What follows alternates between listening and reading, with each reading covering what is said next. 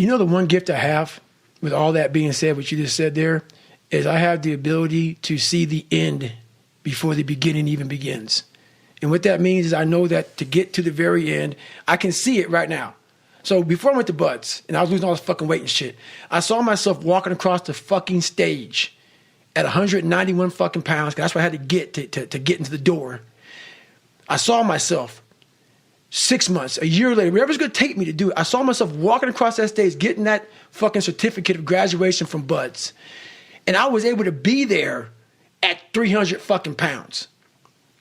And that feeling that I was nowhere near that fucking feeling, I was able to put myself there 1,000,000 times every fucking day. And that feeling of like, my God, that is going to feel fucking amazing. That's what made me suffer. That's what allowed the pain to be real and say, this is worth it. I want to feel for this fucking next 18 months. It took me 18 fucking months to finally become a Navy SEAL, to finally, just get through Buds. 18 months. It's 6 months. It took me 18. That's what woke me up every fucking morning was I'm going to put myself through this much fucking pain and suffering for a few seconds. That's all it is. A few seconds of joy. And it's so fucking worth it, man. That's what people don't get. So I'm able to put myself at the finish line, even though I have no finish line, but at the finish line of an event before I even start the motherfucker to say, how are you going to feel at the end of this? Well, visualization is one of the challenges. And part of that is not just visualizing success or living in the reality of achieving what you're setting out to achieve, but also visualizing how you're going to navigate all the obstacles that are going to get thrown in your path. Right. Visualizing is my biggest tool of life. That's why I've been able to put myself in cold water, put myself in a 100-mile race millions of times before I've done it. And I'm able to go through the race and see how I'm going to feel at mile 50, almost to the exact feeling. Right. So when it comes up, it's no surprise. It's no surprise. I've already done this a million times. Mm-hmm. And that's the one thing I practice and practice and practice and practice overnight. But also, the most important thing is I practice that feeling of accomplishment that I'm going to have when it's all said and done with.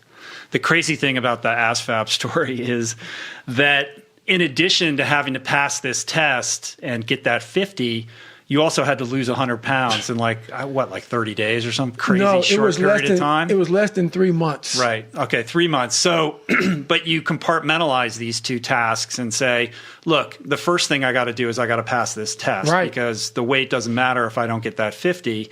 And you shelved or put off losing the weight to focus on the academic end of it until you completed that hurdle, and then you looked at the weight stuff. I'm like that now to this day. You still got it done. Yeah, but it's like being focused on one thing at a time. I have to be very present in everything I do. Like right now, I'm with Rich Roll. I'm not thinking about shit, but Rich Roll. And what the fuck's coming out of your mouth right now? That's what gives me a huge advantage in life, especially today, in this day and age, with so much shit going so fast, and everybody wants to keep everything going, everything up, and everything. I want to be the greatest multitasker of all time. Not me. If I put my 100% into what's in front of me, I will destroy it. If I'm out here just multitasking and shit, I'm going to half-ass everything I do. So it is the most important thing in the world to me, is being focused at the task at hand. And it's getting harder and harder to do that because there are so many distractions, and it's so easy to distract yourself. Yes, it is. You don't ever have to be bored again with these things in our pockets. No, but the one thing I'm most scared of in the world is losing touch with the best thing in the world is your mind. Your mindset, how you can picture yourself, how you can focus, how you can drive, how you can put yourself in so many situations to get out of it. Because those headphones we listen to, those phones that we Google to find information, there's so many situations in my life where that shit's not going to help me. It's not going to help me. And you're able to just turn that off.